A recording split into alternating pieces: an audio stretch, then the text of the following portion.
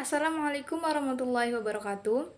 Saya Puja Setiawati dengan NIM C0E021015 dengan program studi Keuangan Daerah Fakultas Ekonomi dan Bisnis Universitas Jambi. Baiklah, pada kali ini saya akan membahas materi perpajakan tentang dasar perhitungan pajak, depresiasi, dan amortisasi. Yang pertama, dasar pengenaan pajak, yaitu dasar pengenaan pajak atau DPP merupakan harga jual, nilai ekspor ataupun impor, penggantian ataupun nilai yang dipakai sebagai dasar dari perhitungan sebesarnya pajak yang terhutang. Jadi, nilai dasar yang digunakan untuk menghitung pajak seperti PPN, PPh pasal 22 dan PPh pasal 23 dan PPh pasal 4 ayat 2 yang disebut DPP. Adapun rumus dasar pengenaan pajak yang pertama, penghasilan kena pajak sama dengan penghasilan neto dikurang PTKP. Rumus kedua, penghasilan kena pajak atau orang pribadi sama dengan penghasilan neto dikurang PTKP. Yang selanjutnya, biaya merupakan pengorbanan ataupun pengeluaran yang dilakukan oleh suatu perusahaan ataupun perorangan yang bertujuan untuk memperoleh manfaat lebih dari aktivitas yang dilakukan tersebut.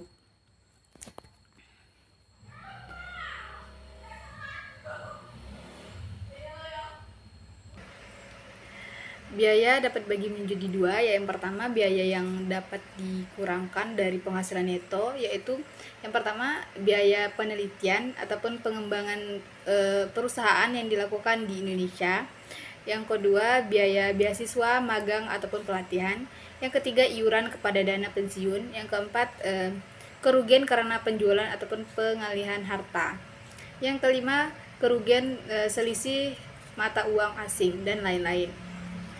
Yang kedua, biaya yang tidak dapat dikurangkan dari penghasilan neto. Yang pertama, pembagian laba dengan nama ataupun dalam bentuk apapun seperti dividen. Yang kedua, biaya yang dibebankan ataupun dikeluarkan untuk kepentingan pribadi pemegang saham.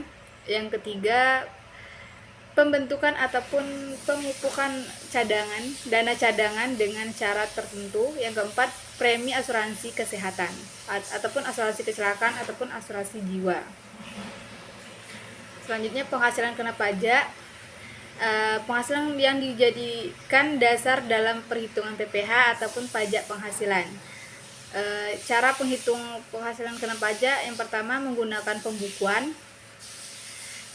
Bisa dilihat di sini itu dengan rumus penghasilan neto, penghasilan kena pajak atau orang pribadi sama dengan penghasilan neto dikurang biaya yang dikenakan undang-undang PPh. Yang kedua, menggunakan penghasilan kena pajak menggunakan norma perhitungan penghasilan neto dengan rumus besarnya penghasilan neto adalah sama besarnya dengan besaran norma perhitungan penghasilan neto dikalikan dengan jumlah peredaran usaha ataupun penerimaan bruto pekerjaan bebas setahun. Selanjutnya, penghasilan tidak kena pajak atau PTKP adalah salah satu komponen penting dalam menghitung pajak penghasilan PPh. PTKP digunakan sebagai komponen pengurangan atas penghasilan bruto yang diperoleh oleh wajib pajak.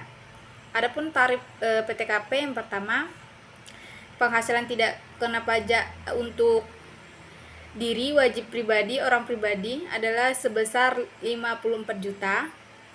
Yang kedua, penghasilan tidak kena pajak tambahan untuk wajib pajak yang kawin ataupun sudah menikah yaitu sebesar 4.500.000. Dan yang ketiga, penghasilan tidak kena pajak tambahan untuk seorang istri yang penghasilannya dengan suami digabung yaitu sebesar 54 juta. Yang kedua, depresiasi yaitu biaya yang timbul karena penggunaan aktiva tetap ataupun aset tetap. Jadi biaya depresiasi adalah biaya yang muncul karena aset tetap yang digunakan mengalami penurunan manfaat ataupun penurunan kualitas ataupun menyusut. Adapun metode dan tarif penyusutan, yang pertama metode penyusutan yang dipergunakan adalah metode garis lurus, atau yang kedua metode saldo menurun. Rumus dari depresiasi yaitu biaya penyusutan sama dengan harga perolehan dikurang nilai persidu ataupun umur ekonomis. Yang ketiga, amortisasi adalah suatu proses pelunasan hutang yang dilakukan dengan jangka waktu ataupun periode tertentu dan juga dikerjakan secara bertahap. Cara hitung amortisasi itu sama dengan menghitung amortisasi pinjaman pada bulan pertama. Metode dan dana tarif amortisasi yang pertama, biaya yang pertama harga perolehan harta tidak terwujud dan pengeluaran lainnya termasuk biaya perpanjangan hak guna penggunaan bangunan, hak guna usaha dan hak pakai, dan muhibah yang mempunyai masa manfaat lebih dari 1 tahun. Diamortisasi dapat yaitu metode garis lurus dan metode saldo menurun. Baiklah, itulah yang dapat saya sampaikan. Kurang lebihnya saya mohon maaf.